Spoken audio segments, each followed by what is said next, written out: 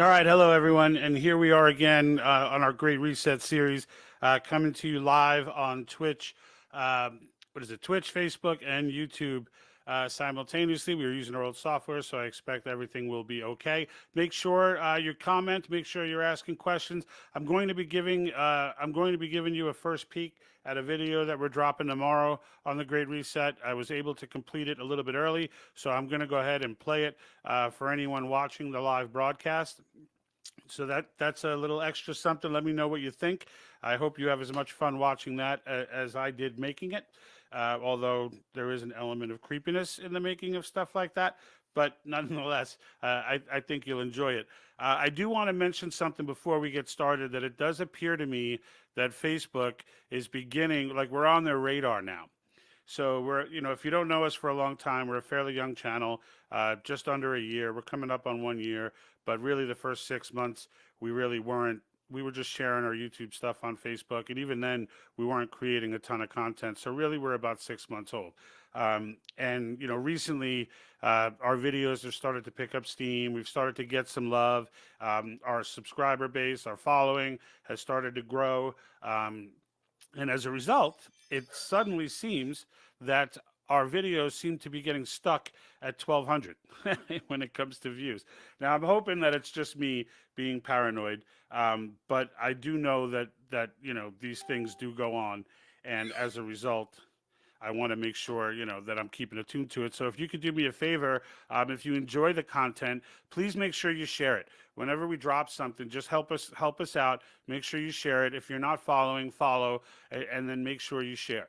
Because when they start doing this kind of stuff, the only way we can get the message out, we're not monetized, we're not, I'd love to be, but it's not a requirement for me to continue to do this. But the reason I'm doing this is to get the word out. And with that being said, it's very helpful when those who enjoy the content share the content. All right, so we're going to get into the 21 metrics today. If you're not familiar with what that is, so we mentioned this a little bit. We went over previous videos. We went over universal basic income, modern monetary theory, and what was the third one?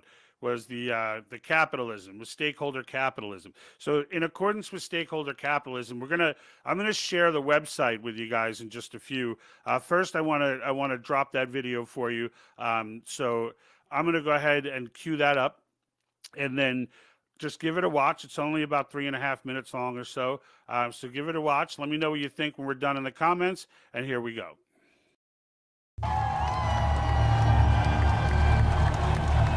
Citizens and leaders of the world, I speak to you today from a place of humility and empathy.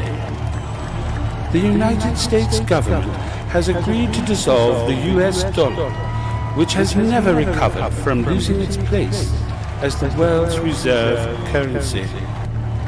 In these times of emergency, there is an opportunity to reset the way we do things. We have created a one-world currency under the International Monetary Fund. Today, I announce that the United States has agreed to the terms of the United Nations. Today, I proudly announce that the New World Order will begin. With the full support of leaders around the world, the 2030 agenda will finally be realized. Today, we move forward to completely end poverty and hunger. Under the leadership of the First International Council of Sustainable Development, we will bring to justice evil corporations whose greed and hunger for profit have been the blight of this earth. Starting today, companies of the world will be held accountable to the 21 core metrics of the United Nations. Any company scoring below the acceptable threshold will be dissolved and their wealth distributed to assist the development of less fortunate nations as we build a more equitable existence among the world's nations. Hence, going forward, every citizen of the world will receive a universal basic income of no less than 2,500 of the new IM. Oh, it cut off. My apologies, guys. It looks like the software I'm using won't allow the full upload. Wow, that was a tease. All right, so there's a reason to subscribe. It won't allow the full upload. So I guess the file was too big, and we're using kind of simplistic software here. So I tried OBS and OBS Streamlabs, and it was a disaster. So I had to come back to the paid service that I have. But all right, you have a tease then. So we're going to drop the full video. Maybe I'll drop it right after this, just because I kind of did you dirty there, and I'll give you an opportunity to watch it. But give me some comments as to what you thought of it so far. And then, and what's this, Sandra Hartford, I only see 4 views. Yeah, Sandra, we're on 3 different platforms. So right now there are 14 people viewing. So that's the reason. On Facebook, there are 4 apparently, if that's what you're seeing. But I don't have a breakdown by network, which one is which. So we're on Twitch right now, we're on YouTube, and we're on Facebook. All right. But I'm going to jump in though, just for the sake of that video not finishing up. So I want to share something with you. And I want you to see these metrics. So these 21 metrics that the World Economic Forum has put together, and there are 34, I mean, the 21 are core, and then there are like 34 sub metrics in there. And this is basically their scoring card that they want to use once they get their plan implemented. Now, the video that I just produced that I showed you a piece of right there, that was just a picture of what 2033 could look like. They have a plan, an agenda called the 2030 Agenda, where this has been adapted. It was created with WF, adapted by the UN, and it's basically this pie in the sky madness of just ending every problem the world's ever had. So it's hard to look at it when you read it and be like, well, I don't want to end poverty. I don't want to end hunger. It's hard to be like that. But at the same time, when you realize that it's really not about that, and you realize how they plan on implementing that, that's when you get channels like mine that do full series on this, and people like Glenn Beck who write books on this, because it's creepy as hell. It's creepy as hell. And, you know, the fact that they're so excited about COVID-19 as being the launch pad, even though climate change is really the core of what they're thrusting with, they see COVID-19 as the launch pad. And, you know, I kind of guessed this early on, was that, and maybe you did too, just as a gut feeling, you know, that like, is this a test? Like, are they just trying to, I mean, some of the rules were so ridiculous that it was just like, am I getting punked? Right? Like, what do you mean I got to take my mask off when I sit down, but I got to put it back on when I stand up? Like, what's the difference? Like, you know, that's not how this works. So, you know, and you felt like you were getting punked, right? It was like, they can't be serious, but you ended up doing it because you want to finish your meal, and, you know, you're already in the restaurant, or, you know, whatever activity it is that they're trying to stop you from doing. And they, you know, it's like you want to go into a store and they're like, all right, well, you have to stand on your left leg and then hop around in a circle. And while you're doing that, you put your mask on. If you put your mask on any other way, we can't let you in. And it's like, it's almost like they're testing you to see how far they can make you go. Well, you know, now it starts to feel like that there may have been an element, you know, I don't have documentation, this is all a gut feeling, that there may have been an element of truth to all that. Because, you know, in the end, when you look at what Dr. Matthias Desmet, and we did an episode on this as well, on mass formation psychosis, when you look at, you know, one of the keys to know whether or not there's a mass formation going on, one of the keys is that what people are doing and demanding and arguing for things that are completely irrational, things that make absolutely no sense. And yes, I do see the chat there. There you go. Now you're up on the screen there, Corvo, Bianco, Nero. All right. And we do seem to have become international now. Like I've been getting people from Ireland. I've been getting people from Australia. We got the USSR. I had someone who I think was from Ukraine. So we are getting an interesting mix of people. that have been tuning in, which is great. And for anyone out of country, keep in mind that, I am U.S. focused in many ways. So you may hear me, especially when it comes to things like Article 5. So you may hear me go on a rant of Article 5, which would not apply to you if you lived in, Ireland or the USSR or Australia. So just follow me there. You can watch our episodes to see what I'm talking about with it. But getting back on the metrics, it seems like they were testing to see, and this is why they feel like this is the big opportunity, because they say it over and over and over again, that this is, this COVID-19 is an opportunity. I mean, over and over and over again, it's the opportunity for the reset. So many of them have said it, that it's clear that this, that something changed in 2020 with these guys, and clearly, according to them, it's COVID-19. And so my take on it, because it's like, why would that change so much? You already have climate change that's going to end the whole world. Why do you need a pandemic? Well, I think that's why. I think the pandemic was they've been doing this, right? They've been doing this for 60 years, 65 years, right?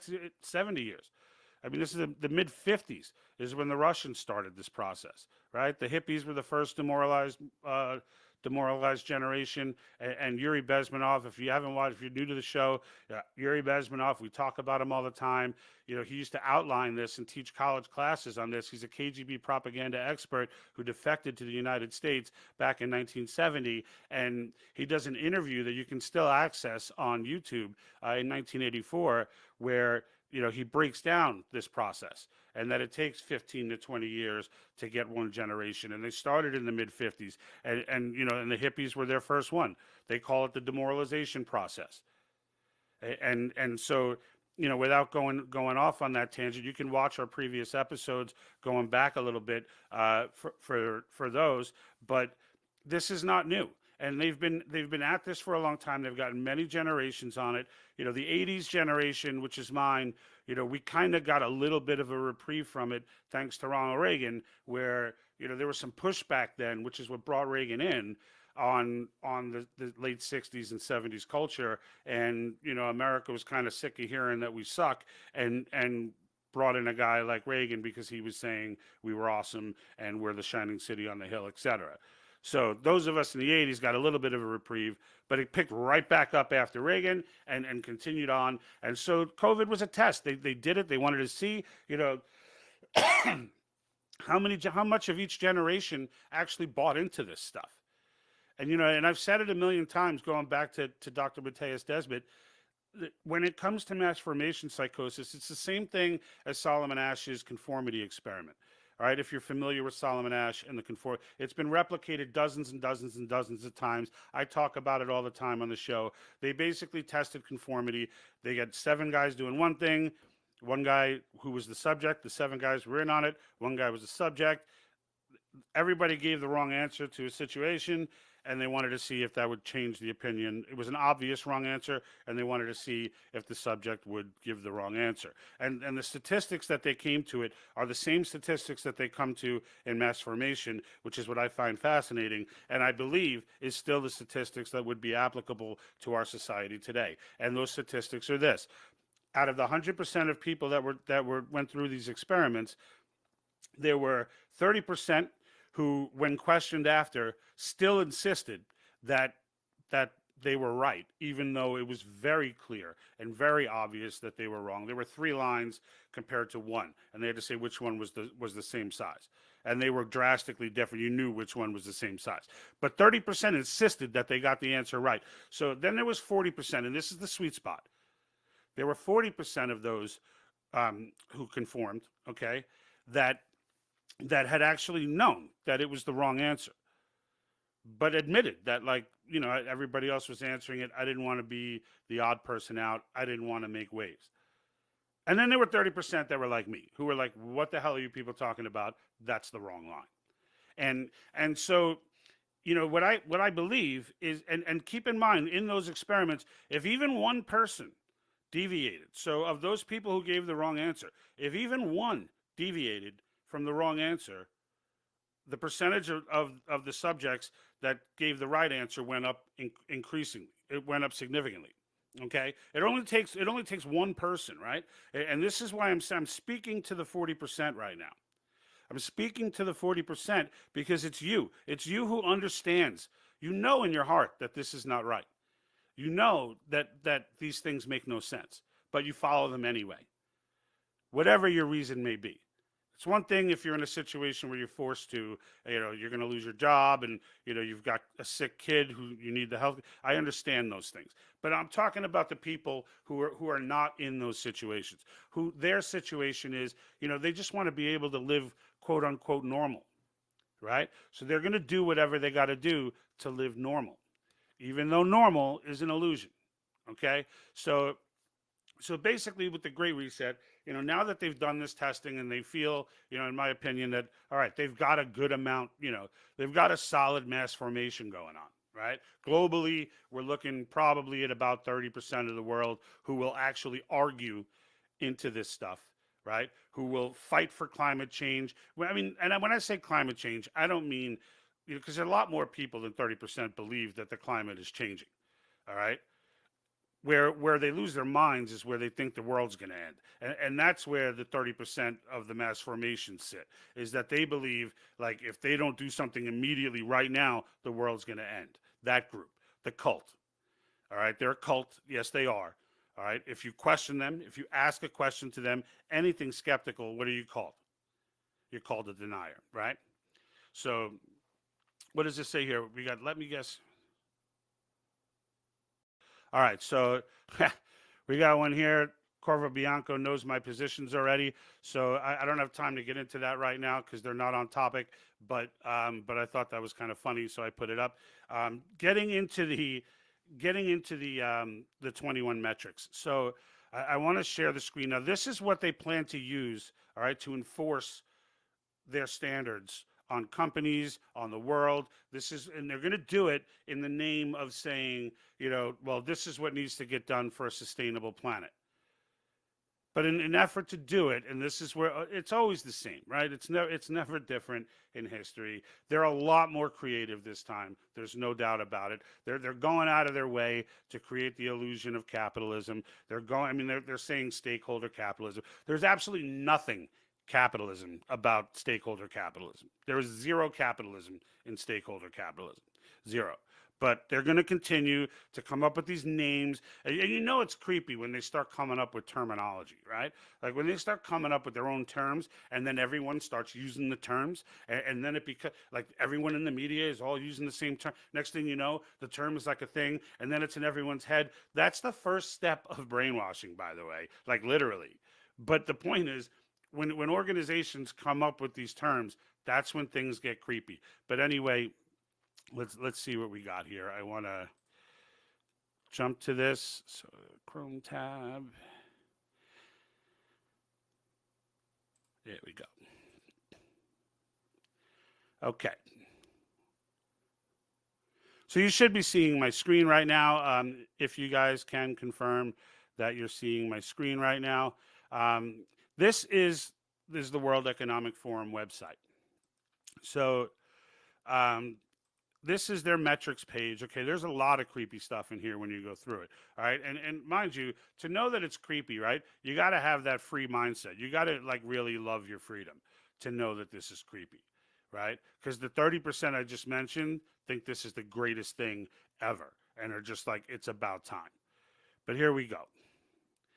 Can you guys confirm that you can see the website, that you can see the web page?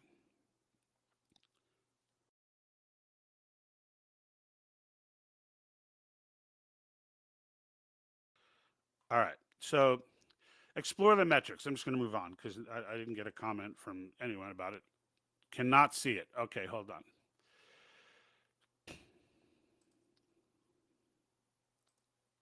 I'm glad you said that. Thank you, Terry, because...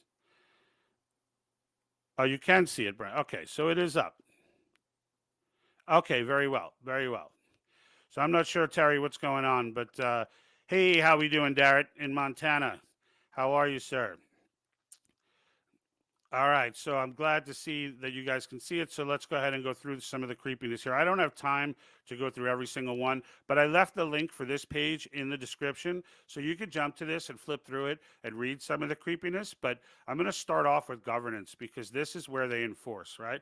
So, so here's here the composition of this council that they want to create, this international council that will govern all of this and judge whether or not a company is socially just and and good for the climate, etc. Now, what's really creepy is they don't really get into, at least I haven't found them yet, what the punishments would be should they score low on these metrics. But these are all metrics that they absolutely plan to judge people by.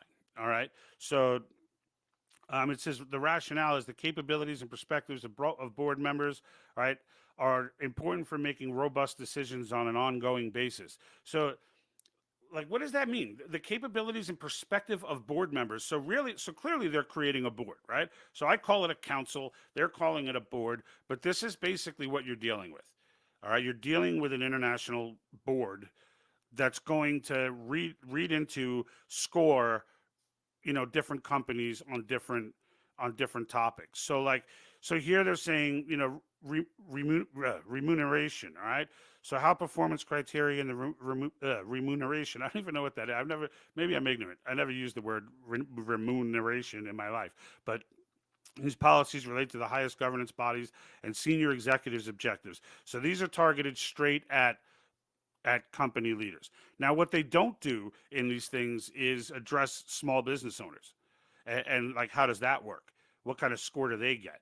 Are you shutting down grandma's kitchen, or because she's using an old school coal oven that's grandfathered in? Like where are we going with this? So fixed pay and variable pay, including performance-based pay, equity pay bonuses, deferred. So, and what they mean by this is how much are you paying? Right? Notice there's nowhere in here how much can you afford to pay. That's not in here. That's not nowhere to be found. All right? But it's just how much are you paying? What are your sign-on bonuses and recruitment incentive payments? Like this is not something that a board judges. This is something that a company judges. And a company judges this because that's just the way that it goes. The company makes that decision because in the end, the person who's going to judge them is going to be the consumer. I mean, that's just the way economics works, okay? But that's not the way economics works under the WEF and under the New World Order, all right? So we've got, I'm trying to find the one I found before.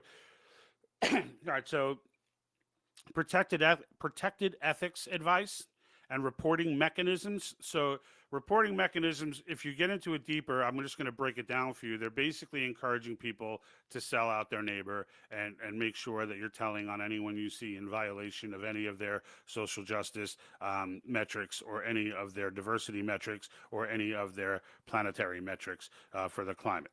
They want to make sure that they've got an excellent network of informants out there to be able to handle that.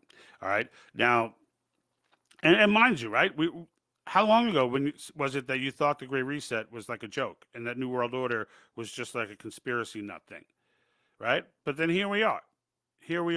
And you know what? Let's jump in to the people. Was it people? Yeah, so diversity and inclusion, okay? So they're going to judge, and I think everyone knows how I feel about diversity, right? So like everyone else, it's great if there's, a diverse mix of cultures in a particular company. But to demand it's going to be that way and to insist that it's going to be that way is discrimination and racism. That's what it is. So if you're pro-diversity, you're anti-unity. Understand that, okay? And when I say pro-diversity, I mean you're that person who thinks that there should be quotas and there should be X amount of black people working here, X amount of white people working here, X amount of Asians working here, et cetera, et cetera, et cetera.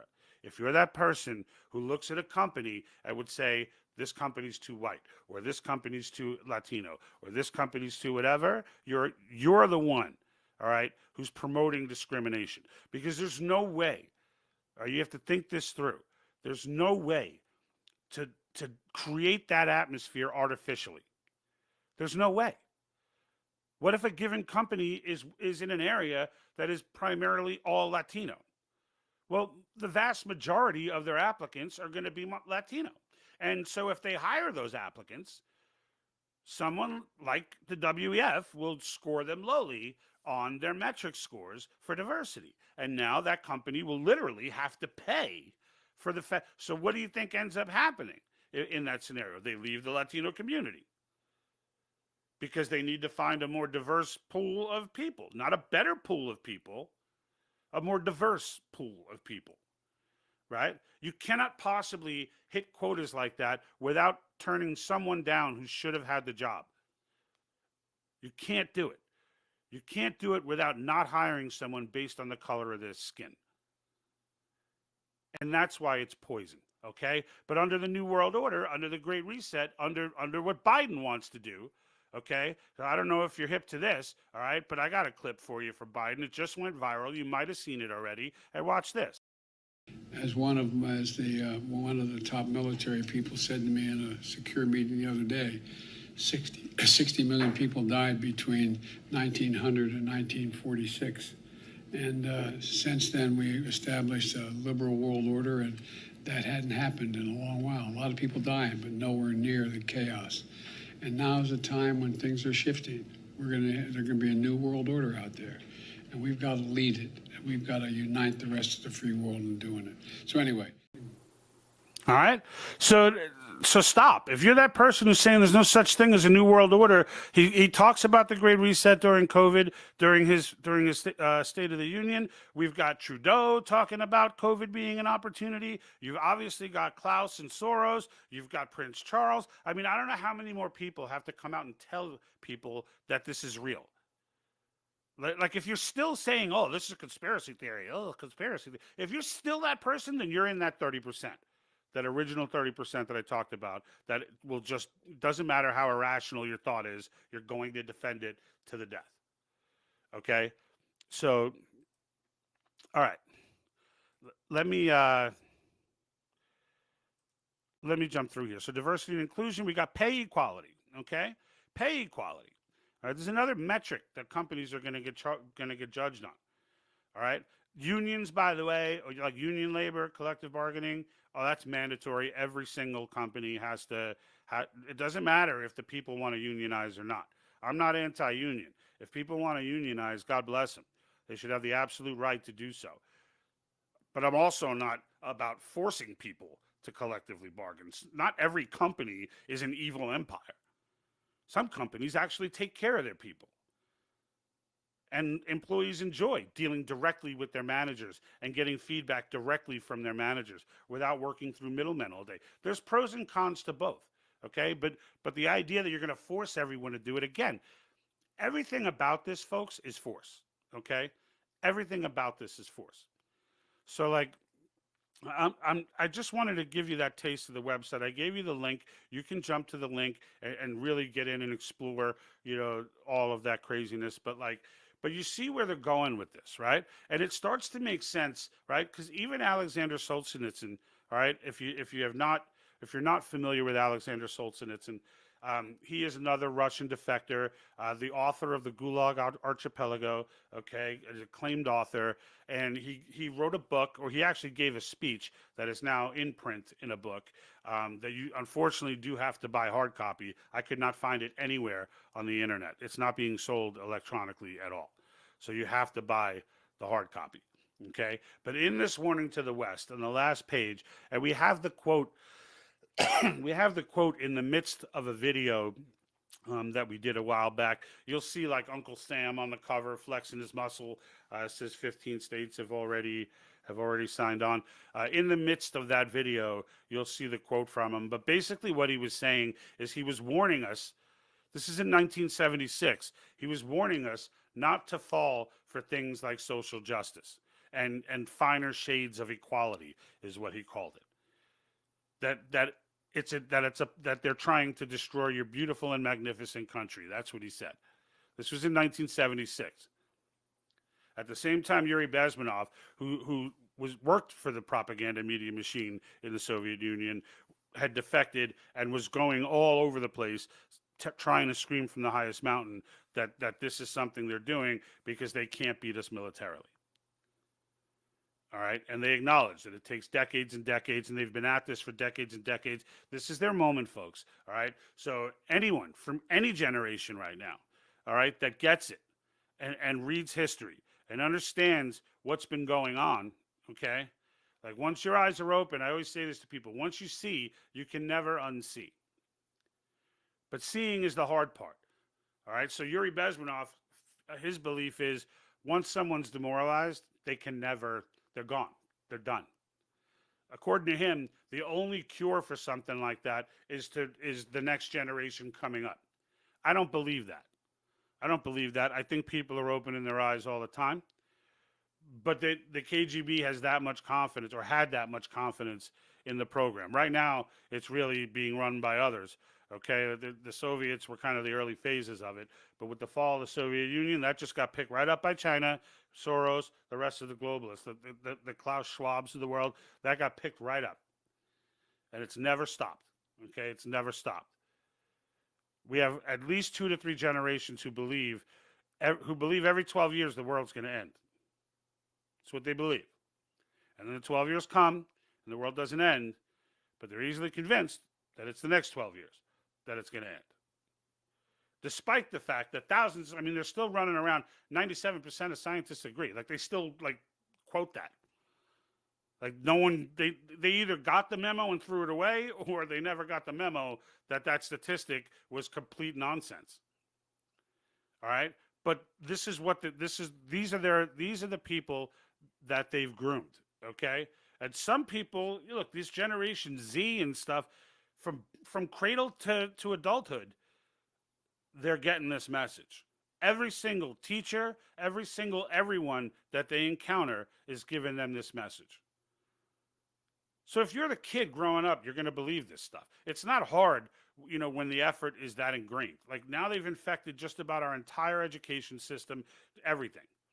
All right? And the reality of the matter is this right here is how you save America. Okay? This is it. And the reason why I advocate it so hard is and if you have another solution, I want to know what it is. Okay? Another solution that doesn't require violence, and another legal solution, all right, that severely restricts the government of the United States. There is none. I'm just checking out a comment here from Darrett. Yeah, Darrett says it's like 1984. Orwell was right. Yeah, it is like 19. This is as creepy as it gets. And let me tell you, Klaus Schwab, listen to him talk for a little while. This guy is a Bond villain. I heard someone say that, and I thought it was the perfect stereotype. The guy is he's like a real living, breathing James Bond villain. It's crazy how that works. It's crazy how that works. But, anyway, I don't want to digress too much. I just want to get back to the solution. And I always close out this way because I always want you to understand the one thing that American citizens can understand right now more than anything else. I'll lay out what the problems are. I'll lay out, the situation that we're in. Okay. And it's not hard for you to read yourself, but I'll always answer questions. I will always engage. I will always get down with it. There's no doubt about it. I will answer comments. I respond to emails. I respond to everything. I'm all in, folks. And I'm paying money to keep this channel going. All right? I'm all in. But the fact of the matter is, you can't talk about the problems. There's an old thing in leadership that, and I spent many years in leadership, whether it be management or a business owner or whatever it may be. And, one of the cardinal rules of leadership is don't speak loudly about a problem unless you have a solution. All right. And I hear a lot of people today screaming about the problems that we have. I get emails or comments in some posts giving me the history of the Rothschild family and how I don't understand that, this is deeper than I believe, that there's no hope, there's no way out of it. As soon as I see that, we're all done, there's no way that these people, I'm done with them. I'm done with them. Like, if you're one of those people that thinks this country is so lost that it can't be saved, well, I don't have time for you because I got stuff to do, right? I got a country to save. So in the end, to me, there is something we can do. There is something we can do, and it's right in front of our face. And it doesn't involve, we don't even have to look at the federal government to change it. We don't even have to acknowledge their existence to change it. Okay?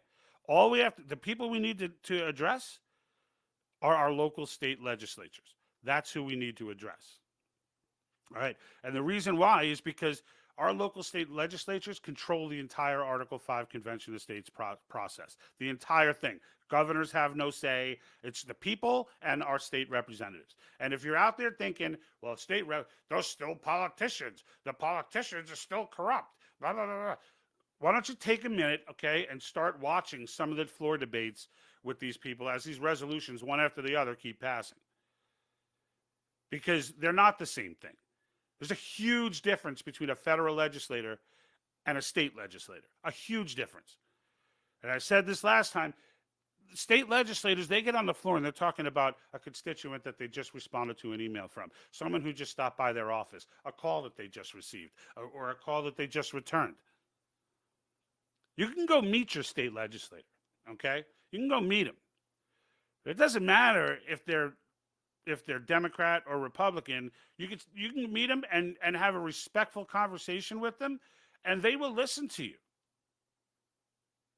All right? That doesn't mean that as an individual now you're running the show, because you don't know who else is talking to them and what they're saying. But you can access your state legislators. So for those that don't know what Article 5 is and what the Convention of States is, it is the ability under Article 5 in our Constitution. There are two methods of proposing amendments to the Constitution. One of them is Congress, which we've always done, and the other one, which we've never technically done, is that a convention is called by the states. In either case, it's 2/3 of the states or 2/3 of the House and 2/3 of the Senate, whichever way. If it goes states, then it's 2/3. If it goes House and Senate, it's 2/3. All right. But in the end, that 2/3 once together can propose amendments to the Constitution. So basic on topics. So what happens is 34 states, it's 2/3 of the states. So 34 states will pass individual. All right. So each state is different. They're all sovereign. Right. So we're not dealing, there's no federal oversight here. Each state is its own sovereign entity. They write these resolutions, all of which are listed on our website by state. So they write the resolutions and they put in the terminology and the topics that are concerning them as a state. In this case, it's term limits for all federal officials. So don't start with we have term limits, they're called elections, because it's all federal officials. So think deep state, think SCOTUS, okay? Supreme Court, right? Think that way. It's everybody that gets term limits. Okay, because none of these positions were designed to be careers. Well, SCOTUS wasn't not designed to be a career, but everything else was not designed to be a career. Okay, they're designed to be service. Second one is fiscal restraints. Now, this is where we get to the Great Reset. All right, because term limits, yeah, that would help sort of initially, because you'd obviously get rid of all the dinosaurs that are buying into this stuff, the Nancy Pelosi's, Mitch McConnell's, et cetera. But in the end, that's not the big one. Fiscal restraints, now this is a game changer. Fiscal restraints, we pass a balanced budget amendment, and it's over. The Great Reset ends. Right there, poof, gone. Because this movement does not have China. It does not have Putin, okay? So, and Putin got rid of the central bank some time ago, actually. Or I don't know if he did it, but Russia got rid of the central bank quite some time ago. All right, but he doesn't have them. He doesn't have India, or they don't have India. So the United States is absolutely crucial. And frankly, even if they had those and didn't get the United States, this thing wouldn't work. All right. So, and in the end, if the way that, as I explained in the monetary theory episode for the Great Reset, they require a deficit. They require deficit spending for monetary theory to work. And it's the only way they can fund giving everyone a $2,000 check every month, plus universal health care, plus, all this stuff that everyone just laughs at, the practical people laugh at, because it's just ridiculous. But with new monetary theory, they think they can just continue to quote unquote print money and pay for it all, and it won't matter. Okay, but of course, we went over the faults in monetary theory, of which there are many. But again, it's another product of these indoctrinated generations that are coming up, where now you have professors whose professors believe in this craziness. But without that, it can't work. So if we pass a balanced budget amendment, our dollar instantly will start to raise in value instantly. All right, our credit rating will go through the roof, because once the debt starts coming down, it's not going to be paid off for a long time. You don't just pay off $30 trillion. But once you start that road, once you get down that road where it's constitutionally illegal for for them to propose any legislation, I mean, right off the bat, they've got a cut right off the bat. Goodbye, Department of Education. There's probably $1 trillion right there, certainly in the hundreds of billions, right there. Useless entity, just sucking up American taxpayer money. Actually, worse than that, it's actually a damaging organization, right? When you look at the state of our classrooms today, it's a damaging organization, right? But the days of them bribing your local legislatures, by the way, all of whom are like, when you listen to them speak in these debates, they're all eating it. They all on themselves. They all are embarrassingly admitting that they're as big a part of the problem as anyone else, because they're taking on this stuff too. Because they're the ones accepting, oh, well, you know what, we can give you $12 million for that education as long as you do this, and this. Okay, we'll do that for $12 million or a budget. We'll do it. And then next thing you know, the federal government is controlling education, and my daughter has communist posters in her classroom, in her high school classroom. Okay, so that's how that's, and they acknowledge it, right? And they're ready to make amends.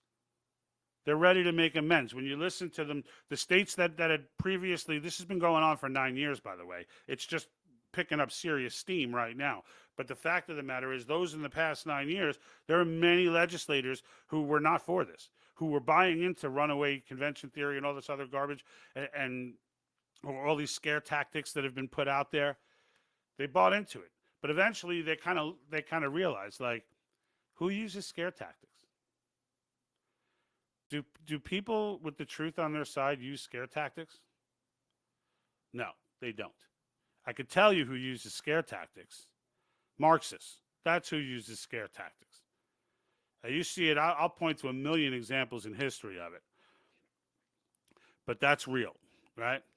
So I got one here that says, Glenn Beck, this is Darrett again. Glenn Beck says, we're in debt to the tune of $130 trillion. Yeah, but Beck, I don't want to get into what he's talking about with that. It's 30 trillion. What we need to pay off is 30 trillion. And the bottom line is, if we just turn the clock, we don't even have to.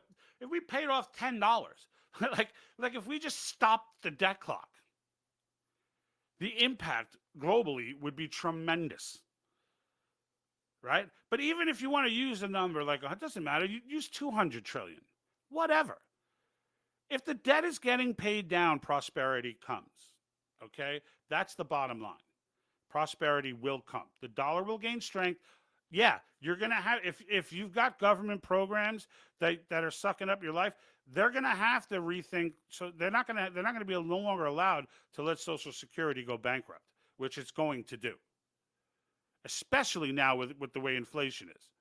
They're going to have to make it solvent. They'll have no choice. Right?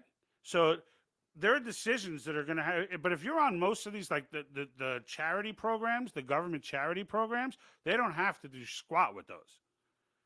And trust me, all attention is going to go to Social Security and possibly Medicare, or, in the end, whether it's Medicare or not, it'll be health services for those who really need it and don't have money. Those will be the two main focuses when the balanced budget amendment passes. All right? Because in the end, what we're doing now cannot be sustained. And like I was showing in that video, and you'll see the rest of it later on tomorrow. I'm going to release it around 3 o'clock, or I'm sorry, around 4 o'clock Pacific time. You see the picture that I'm painting for 2033, like 65 trillion in debt, right? Like it doesn't just go on forever, folks. There's a point where it crashes, and when it crashes hard. It's not like it slowly starts, no, it's like one day you wake up and boom, it's crashed. It's like that, okay? Climate change is not like that. Economics are. Inflation is. All right? So in the end, the last one I want to go over is government overreach. So government overreach is where we kind of set ourselves up for the future, and we take back our freedoms to the states today. So when I say set ourselves up for the future, we're basically honoring the 10th Amendment, all right, and moving away from the way the Supreme Court has bastardized it for 10 years. I'm sorry, for 2 centuries, all right?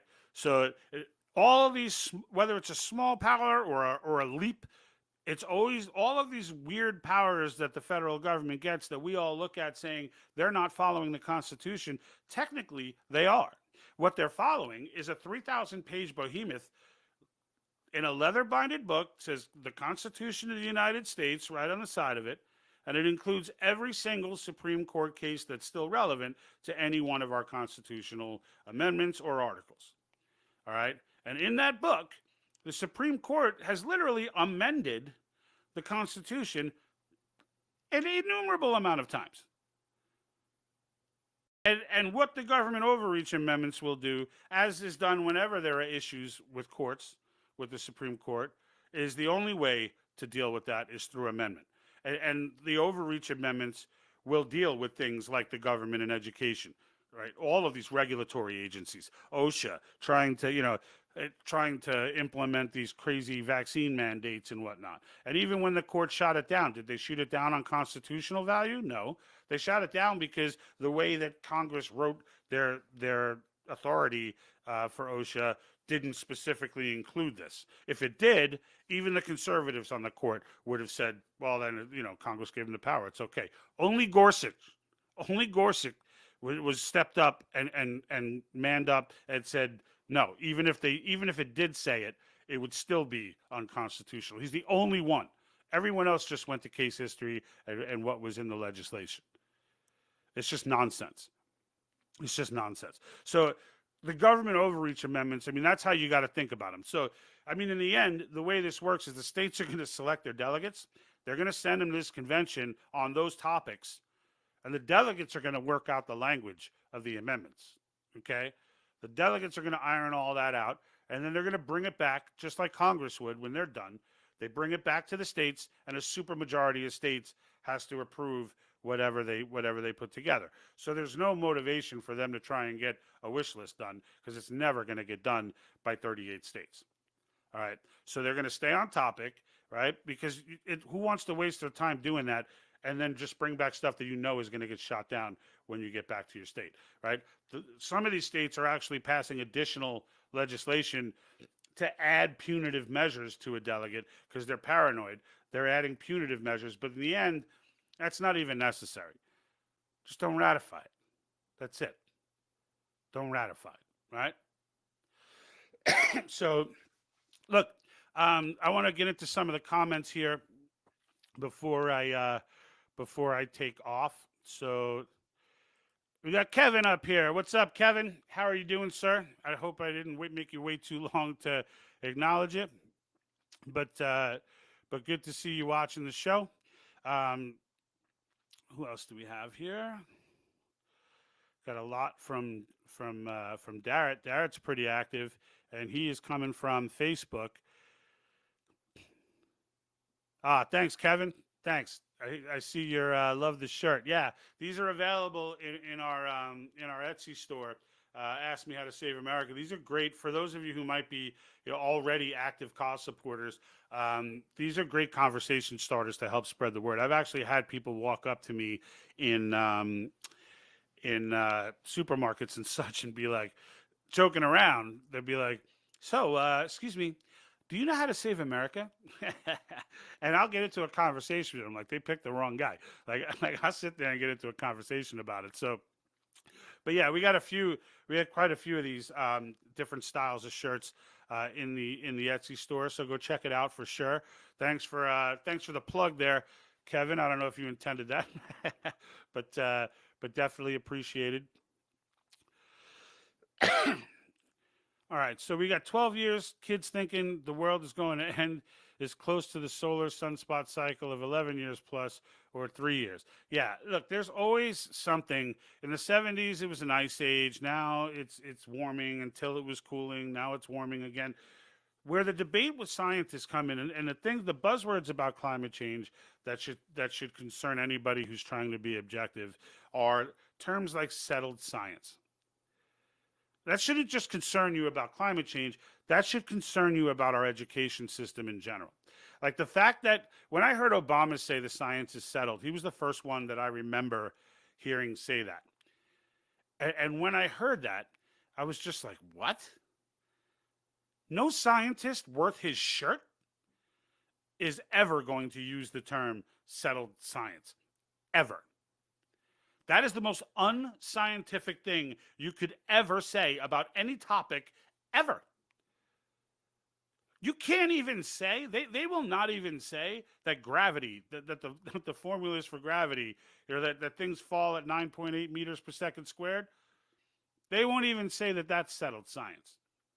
Because, and you know why? Because even though for a long time it kind of was, here comes singularities and quantum physics and everything else. It blows all that up. There's no such thing as settled science. So if you've ever said that, if you're watching and you've ever told someone that anything is settled science, don't ever do that again. Because sooner or later, you're going to run into somebody who knows better. All right, so here's one from Patty on Facebook. Patty Spangler, thanks for commenting.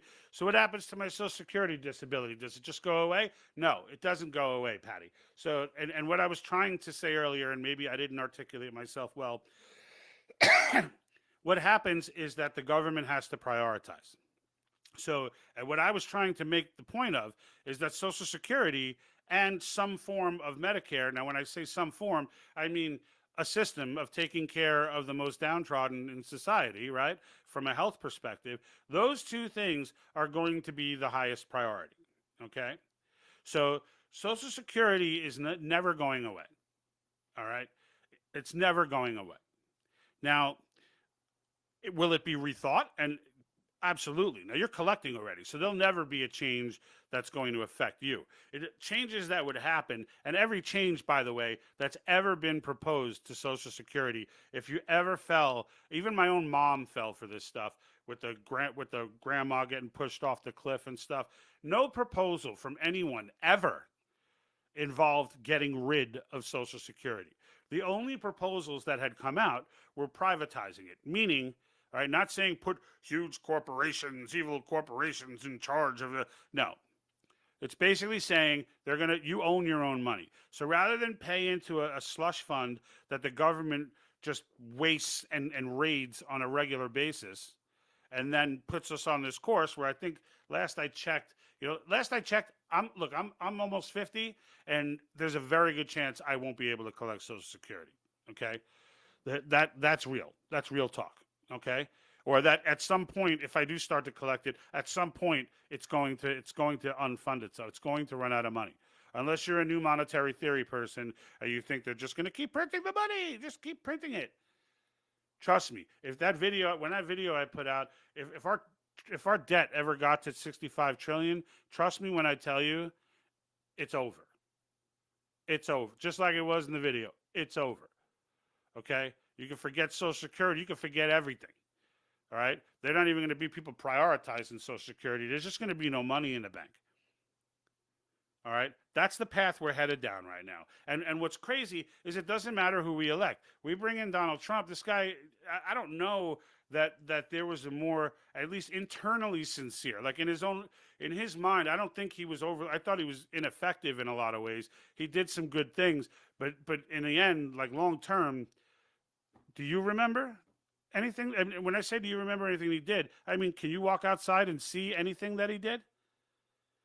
Like, it all got thrown away day one of Biden's presidency because he did everything through executive order, right? But in the end, even if he got stuff passed through, like, they're never going to vote to stop spending, ever. Like, that's just the reality that we're in. There's no, look, Ronald Reagan was guilty of it, just as guilty as Bush, just as guilty as Trump, as Obama, as Biden, as Clinton, every one of them, all right? You know, Clinton touted a surplus, you know, off the fake internet bubble, which burst right after he left office in 2001. He left 2001, the bubble burst. Even then, that surplus was based on deficit spending. The debt clock was still racing forward. All right, the difference between the two is deficit spending is spending more than you're taking in. The debt is the actual money you owe. Okay, so if you're taking in more than what you're spending for some period of time, well, then they say you have a surplus. But that surplus is not being used to pay down the debt. So therefore, like, they got the surplus and then they just spent that too. We're the only ones who can be the adults in the room. And look, the bottom line is we put ourselves in this mess. So the idea that, you know, we're going to put ourselves on the fiscal path to prosperity and it's going to be just, there won't be any pain whatsoever, that's irrational. But again, someone needs to be the adult in the room. We own this. We let this happen. Okay, we let this happen. So we can sit back and we can watch the country fall to pieces and lose everything. Or we can start to set up a payment plan, cut back our expenses, and get on the right path. And the bottom line is, if you don't, okay, we're not talking, you know, in 50 years. All right, their agenda is for 2030. So let's say it takes them 5 years more. Okay, so by 2035, we're done. By 2035, everything happening in that video happens, okay? And now you're being judged on a social score metric like they are in China right now.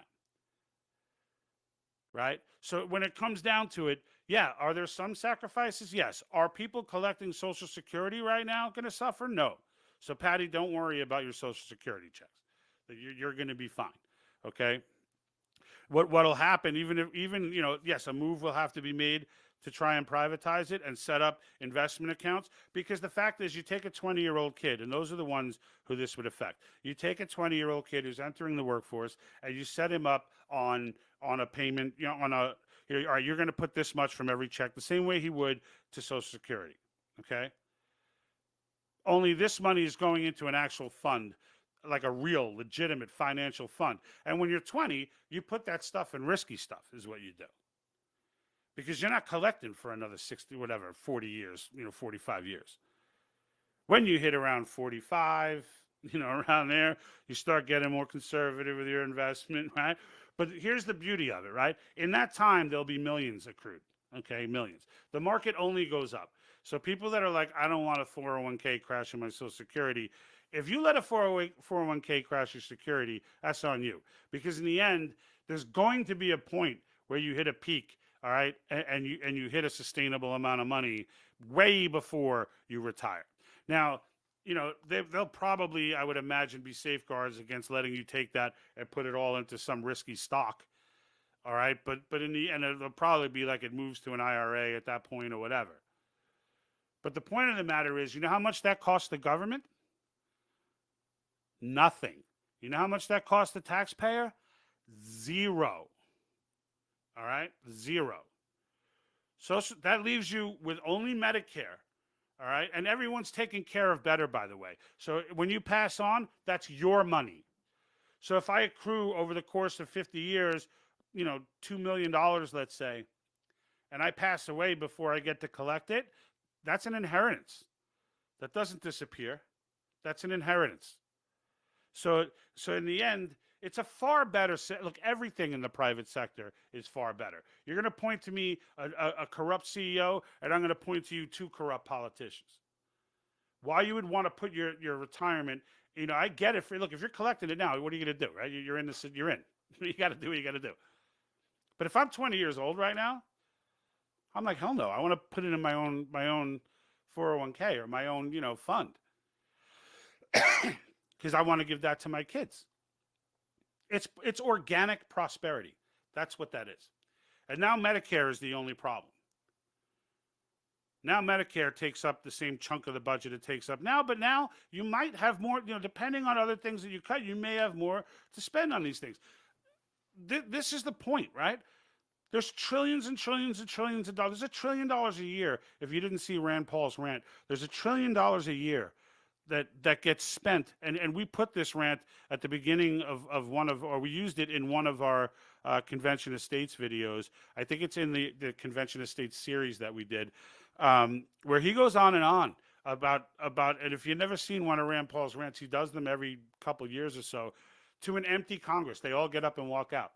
But he shows the spending on, here's 900,000 to study Japanese quail doing cocaine. Here's 1.2 million to study lizards on a treadmill. Here's and people look at those things and go, they laugh and they say, but that's not a lot of money when you consider the whole budget. Well, you know how many of those things there are? It adds up to over $1 trillion. To over $1 trillion. Okay, that's a lot of money. That's a lot of money. So in the end, right off the bat, $1 trillion, right? I heard Mark Meckler, president of Convention of States, mention, that they were advocating for a single topic amendment, meaning, which I love. This is something that I didn't know was even going to be on the table. This would mean when you're going to write a bill to help veterans, the only stuff that can be in that bill needs to involve helping veterans. Period. Single topic. That's it. I used to advocate for this. I used to advocate for it a little more strict. I was like, a bill can't be more than 10 pages long on number 8 font. And like enough with these 1,600-page bills, right? The founders would look at that and be like, what the hell happened? Like, what's going on? All this needs to be brought back under control, folks. And look, when these amendments come through, maybe we don't get everything we want ratified, right? Maybe we need to call another convention. We can do that. The precedent that this convention will set, all right, the assertion of the American, even if let's say we only got term limits. Even if that was the case, we only get term limits, or only get fiscal restraints, or only whatever. All right, let's just say that happens and we can't get the 38 states to ratify the other amendments. We still set the precedent that the people are in control, okay? We still set that precedent. In the end, just like has happened in the past, and the reason why this has never been used before is because it's never been needed before. There have been some 400 attempts to do this in the past, but it needs to be, it's not easy. It's not easy. This has been going on for 9 years. It's just starting to gain traction now. I've only been on board for a year, okay? Because things are so bad right now that I didn't even, and truth be told, I'm just going to be honest, I didn't know about it. I didn't know about it. I didn't even know. I was embarrassed when I looked into it. I stumbled upon Convention of States. I stumbled upon the concept, went through the whole phase, didn't believe it, thought it was dangerous for a little while because I was reading all the runaway convention stuff. Then I had to go. I went into Federalist Papers. I started really digging in because I was intrigued at the notion that we could amend the Constitution without the federal government involved, which is the greatest testament to the brilliance of our founders.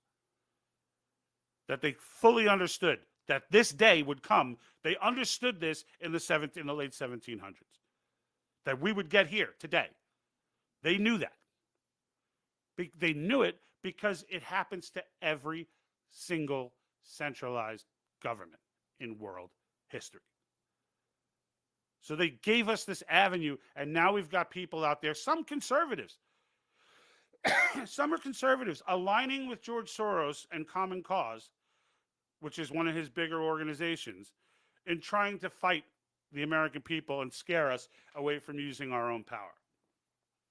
And when I realized the levity of this, and I realized how many people truly didn't understand and how many people were being influenced by this, my initial instinct, we were doing stuff early on about those chairs. All right, so we were doing stuff early on kind of like everybody else, right? We were picking up the hot story of the day, going on it, speaking about it, and I might do that once from time to time now too. But in the end, when I realized from putting up some Article 5 stuff, how, and I'm not going to say stupid because I was in the same boat, but how ignorant we all were, and how many more people are like me who don't, these are internet fights that I win.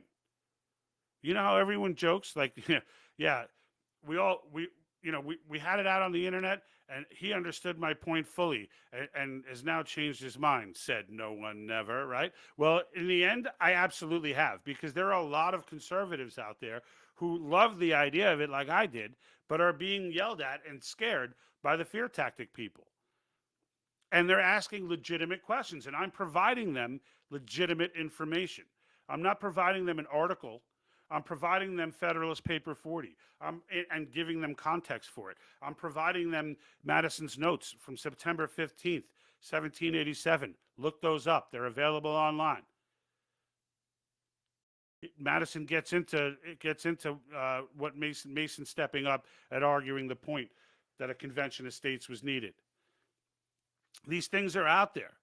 But if you don't get to that level and you let the articles scare you and you let that stuff, you get tricked, just like any other fear tactic they use. You get tricked out of using your own power. And it's terrible that it's that way. It's terrible that we're so used to we're so broken in a sense where, we don't trust that. We can't trust any media. We don't know who to trust from a politician standpoint. And now even I sit up here and say, don't trust me. Look it up for yourself. Right? Because in the end, I know the mentality. I know, people who know me know that I would not just go off and get serious about something unless I thoroughly researched it and understood it. But not everybody knows me. And I'm on a YouTube, Facebook, Twitch. People don't know me. Melon, Rumble, right? They're coming on, they're subscribing, they're trying to get some information, and they're subscribed to other people just like me. They're trying to validate and figure out. I will never tell you something is 100% fact unless it is. Unless I have been able to fully validate it and verify it. And by that, I mean through source material. Okay, not from a Fox News article, or a Fox News article might put me on a path. I might hear something there and be like, really, is that true? And then go off and try and validate it. But I don't have any particular trust in Fox any more than I do in anybody else. Right? I mean, you can't anymore, right? So we live in this crazy world where you can't trust anything. So if you're going to convince someone of something, you have to give them source information. There's no way someone can read Federalist Papers 40 and believe that we had a runaway convention for our first convention. In that paper, James Madison explains, and if you don't know what the Federalist Papers are, it was basically the convention, the delegates of the convention selling the country on why the Constitution is the way to go. And they wrote these papers. It was a series of essays. Federalist Paper 40 is where Madison addresses the convention and why they didn't just amend the Articles of Confederation, why they completely turned it over and turned it upside down. Right? And it's not that they turned it upside down. It's that when it comes to it, what he argues, and I'll just simplify it for you, but I encourage you to read it. It's only a page long, but it is in Old English. So I did a video on this, so you can I try to break down the Old English and what it means. But what he's saying is, you tasked us, you commissioned us. First of all, the word amend the Articles of Confederation was never in the commissions. It was to revise the Articles of Confederation for all of their defects. Now, if you know anything about the Articles of Confederation, they were a mess. They were absolutely useless. Even if they tried to preserve it, there would have been like 100 amendments, which would have essentially rewrote it anyway. Because what he notes in the papers is that, yeah, they said to revise it for all its defects, but they also said they want a firm national government. Well, there's no way for us to get a firm national government by amending or just tweaking the articles. So you need to decide whether or not you wanted us to scrap the firm government and keep the articles, or scrap the articles and get the firm government. Well, he argues we decided to go for your ends rather than your means, because in the end, if we get the results that you want, That makes more sense than getting you the results that you don't want, but then being able to say, hey, look, we got this half of your commission, but it doesn't mean anything because we didn't get this half. That's essentially what happened. Okay, it wasn't some rogue, we're going to rewrite everything and whatever. So that's just one point that I wanted to make there on that. And Patty says, single item bills, I agree. Yeah, absolutely. Single item bills, actually, I was smiling ear to ear when I forgot who he was interviewing with when he said that. I think it was O'Reilly, or I forget. They give me these videos, they feed them to me from Rumble and YouTube. I have a lot of convention estates volunteers. And by the way, I don't want to get off without saying that. You need to, on our website, there's a link, okay, to sign the petition. All right. So what you do, I know we only got like 10 people left on here because I've been on for a while, but that's across platforms. But in the end, go to the website, click on sign the petition, okay? And it'll take you to conventionestates.com, all right, which is where it's a great place. They have like a little educational thing that you can go through, which is all videos, right? But they're very interesting. They address some of the stuff that the fearmongers will throw at you. And in the end, what you do when you get to the site is you'll sign a petition. They will write a letter, all right, to your local representative for you on your behalf, letting them know that you want to see a resolution passed for convention estates. Now, you can go on the website and look up your state on that same page where the sign the petition link is. You can look up your state, and there's actually a link to the resolution, and it tells you where they are currently like where they are in the resolution process. Has it passed the House? Is it waiting on the Senate? But there are some 20 states that are still about to go this year, depending on the pressure they get from their constituents. And we have amazing grassroots all over the country.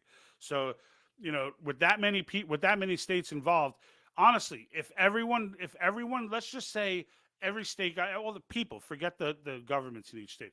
If everybody got fired up and started reaching out to their legislators, if everybody did this, or at least not everybody, but let's say 1,000 in every state, started bombarding the legislators with emails, with phone calls, stopping by, whatever. Just let them know that it's a big deal. We could be calling the convention next summer. Right now, Mark Meckler has a 22 and 22 goal of getting to 22 this year, which is a very realistic and grounded goal of being at 22. Only thing is, I'm not the president of Convention Estates. I don't need to do realistic and grounded. I need to fire people up and educate people and get them out there doing what they got to do, right? I know he's been at this for 9 years, so that can kind of make a realist out of you. But honestly, I said it once and I'll say it a million times. Joe Biden is our biggest ally in this fight. Every draconian crazy thing he does brings 1,000 more people over to Convention Estates. 1,000 more people say that this is the one that broke the camel's back, right? This is the one, and he's gonna do more.